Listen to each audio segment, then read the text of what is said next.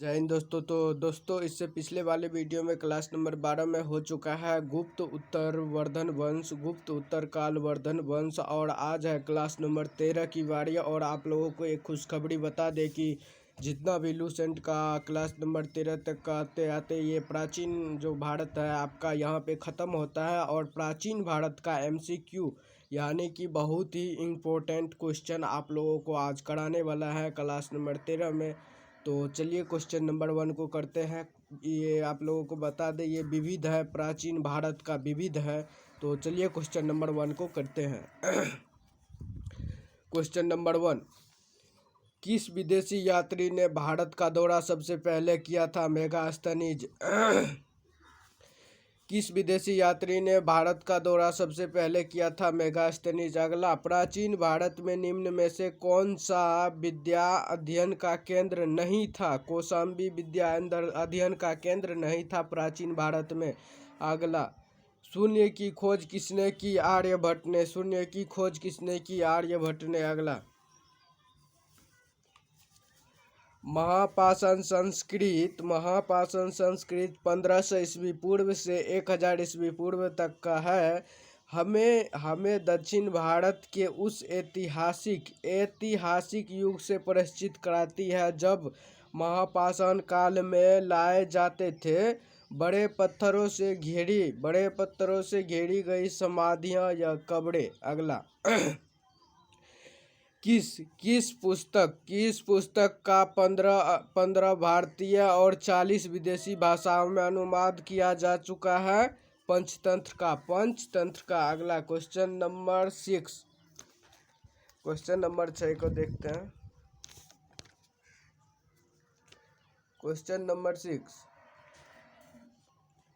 Numismatics क्या है? सिक्कों और धातुओं का अध्ययन क्या कहलाता है? न्यूमिस्मेटिक्स। अगला, हितोपदेश के लेखक नारायण पंडित। अगला, नाट्य शास्त्र की रचना किसने की? भरत मुनि। अगला, विक्रम संवत कब प्रारंभ हुआ? 58 ईस्वी पूर्व। अगला, अंकोर अवाट का मंदिर। अंकोर अवाट कहाँ स्थित है? कंबोडिया में। अंकोर अवाट कहाँ स्थित है? कंबोडिया में।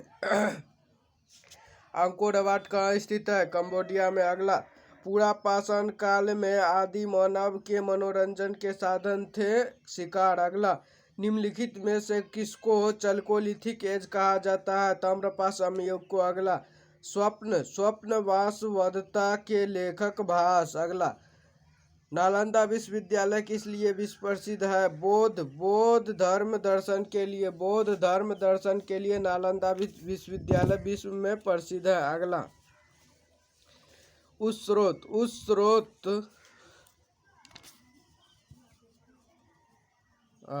अगला, उस स्रोत का नाम बताइए जो प्राचीन भारत में व्यापारियों के मार्गों पर मौन है। मिलिंद पन्हो। अगला, आधुनिक मानव के हाल का पूर्वज है? क्रो-मैग्नन। अगला, ईसा की प्रारंभिक सदियों में भारत तथा रोम के बीच घनिष्ठ व्यापारिक संबंधों की सूचना की पुरास्थल की खुदाई से प्राप्त होता है? अरिकामेंडू से प्राप्त होता है। अगला, आधुनिक देवगिरी लिपि का प्राचीनतम रूप है ब्राह्मी। अगला, मानव द्वारा सर्वप्रथम प्रयुक्त अनाज था गेहूं और जौ। अगला, कौन सही सुमेलित नहीं है? हरिशेष हर्ष की नहीं है। अगला, रवि कीर्ति किसके दरबार में थे? पुलकेशिन द्वितीय के। भवभूति किसके दरबार में थे? कन्नौज के यशोवर्मन के। दंडी किसके दरबार में थे? नरसिंह वर्मा प्रथम के। तो ये ये गलत है और ये तीनों सही है। अगला, काव्य शैली का प्राचीनतम नमूना किसके अभिलेख से मिलता है? रुद्र दमन के अभिलेख से। अगला, निम्नलिखित में से कौन सा पोडू के नाम से दी पेरिप्लस ऑफ द इरिथियन सी, लाल सागर का भ्रमण के अज्ञातनामा लेखक का ज्ञात है? अरिकामेंडू में ऐसा प्राप्त है। अरिकामेंडू में। अगला, फिर से देखते हैं इसको।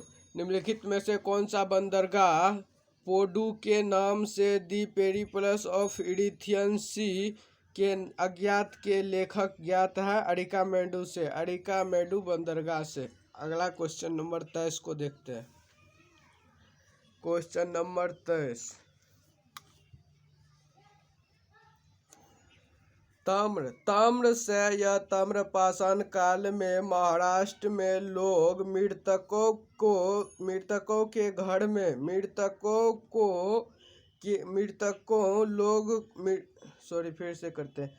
ताम्र से या ताम्रपाषाण काल में महाराष्ट्र के लोग मृतकों को घर के फर्श के नीचे किस तरह रखकर दफनाते थे? उत्तर से दक्षिण की ओर। अगला, भीमबेटका किसके लिए प्रसिद्ध है? गुफाओं के शैल चित्र के लिए। अगला, रामेश्वर मंदिर कहाँ है? तमिलनाडु में। रामेश्वर मंदिर कहाँ है? तमिलनाडु में। द्वारका मंदिर, द्वारका मध्य प्रदेश में। द्वारका गुजरात में है। द्वारका कहाँ पे है? गुजरात में है। द्वारका कहाँ पे है? गुजरात में है। और सारनाथ कहाँ पे है? उत्तर प्रदेश में। सारनाथ उत्तर प्रदेश में। महाकाल मंदिर कहाँ है? मध्य प्रदेश में। महाकाल महाकाल मंदिर मध्य प्रदेश में। अगला, भारतवर्ष के लिए इंडिया शब्द का प्रयोग सर्वप्रथम किसने किया? हेरोडोटस ने। अगला, निम्नलिखित में से कौन सा नवीनतम समझा जाता है? क्रो-मैग्नन। अगला, इतिहास के पिता की पदवी सही अर्थों में निम्न में से किससे संबंधित है? हेरोडोटस से। अगला, प्राचीन नगर तक्षशिला निम्नलिखित में से किसके बीच स्थित था? सिंध और झेलम के बीच। किस नदी के बीच? सिंध और झेलम नदी के बीच। और अगला, निम्नलिखित अंग्रेज में से कौन था जिसने सर्वप्रथम भागवत गीता का अंग्रेजी में अनुवाद किया था? चार्ल्स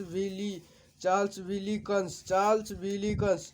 निम्नलिखित में से वह अंग्रेज कौन था जिसने भागवत गीता का अंग्रेजी में अनुवाद किया था? चार्ल्स विलिकंस। अगला, निम्नलिखित प्राचीन भारतीय अभिलेख में कौन सा एक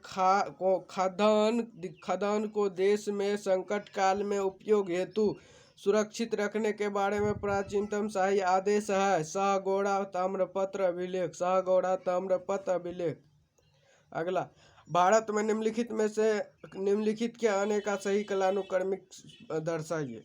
सबसे पहले नगर संस्कृत, कौन सा सिखाया था? नगर संस्कृत।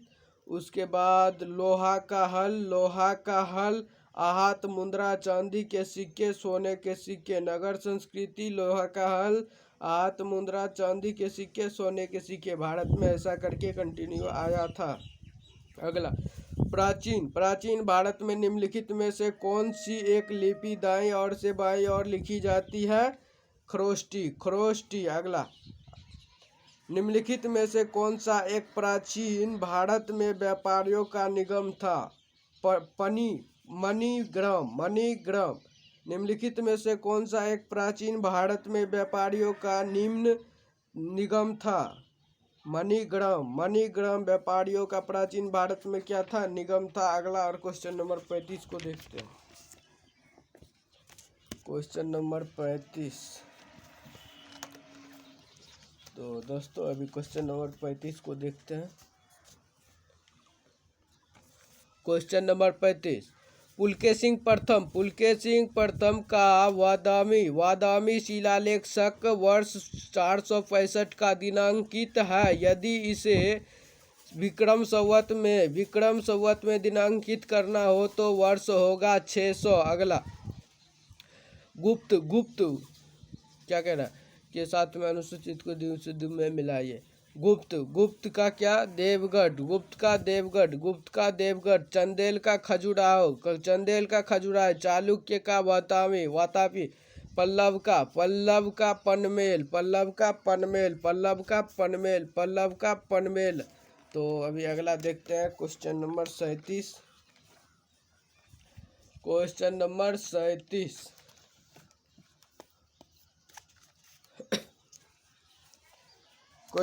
37। चेर की राजधानी कड़ियूर या वाजिब। चोल की राजधानी पुहर या कावेरी पट्टनम एवं उड़ेऊर। पांड्य की राजधानी कोकई एवं मदुरई। अगला, मिताक्षरा मुद्रा राक्षस नामक पुस्तक के लेखक कौन था? विशाखदत्त। अगला, बौद्ध, जैन एवं ब्राह्मण धर्मों में कौन सी धारणा एक जैसी थी? कर्मवाद का सिद्धांत। अगला, और क्वेश्चन नंबर 40।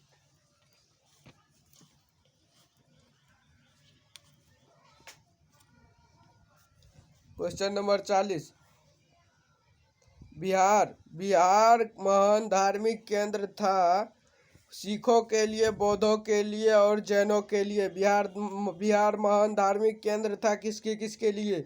सिखों के लिए, बौद्धों के लिए और जैनों के लिए। अगला, कौन सम्मिलित नहीं है? जैन धर्म का बाइबल नहीं है, मुस्लिम का कुरान है, हिंदू का गीता है, बौद्ध धर्म का धम्मपद है, लेकिन जैन धर्म का बाइबल नहीं है। यह है ईसाई धर्म का। अगला, मानव द्वारा सर्वप्रथम प्रयुक्त धातु तांबा। अगला, प्राचीनतम भारत में हुई वैज्ञानिक प्रगति के संदर्भ में कौन कथन सही है? तो इसमें हो जाएगा प्रथम सदी ईस्वी विभिन्न प्रकार के विशिष्ट फिर से देखते हैं। प्रथम सदी ईस्वी में विभिन्न प्रकार के विशिष्ट लक्ष्य औजार का उपयोग आम था। तीसरी सदी ईस्वी के प्रारंभ में मानव शरीर के आंतरिक अंगों का प्रत्यारोपण शुरू हो चुका था। तो ये गलत है 2 नंबर का। और ये देखते हैं तीसरा, 5वीं सदी ईस्वी में कौन के जैक का सिद्धांत ज्ञात था? ये सही है। 7वीं सदी ईस्वी में चक्रीय चतुर्भुज का सिद्धांत ज्ञात था। ये भी सही है। तो इसमें हो जाएगा 1 3 4 सही है, 1 3 4 सही है, 2 गलत है। अगला देखते हैं, प्राचीन भारत में योद्धा कौन थे? एक गणितज्ञ जनजाति। प्राचीन भारत में योद्धा कौन थे? एक गणतांत्रिक जनजाति। अगला और आज का क्वेश्चन नंबर लास्ट, प्राचीन भारत के इतिहास के संदर्भ में भवभूमि हस्तिमल तथा क्षेमेश्वर क्यों प्रसिद्ध थे? नाटककार के लिए। तो दोस्तों ये अभी आप लोगों का पूरा क्लास नंबर 13 में ख़त्म हो चुका है। क्लास नंबर 14 में आप लोगों को कराएंगे पूर्व मध्यकाल जो कि 650 ईस्वी से 1206 ईस्वी तक का है। और साथ ही इसी के साथ कराएंगे उत्तर भारत राजपूत काल का थोड़ा बहुत प्रश्न। इसका एक चैप्टर अलग से भी आएगा। तो चलिए इस वीडियो करते हैं यही समाप्त। मिलते हैं अगले वीडियो में क्लास नंबर 14 में। तब तक के लिए बाय बाय।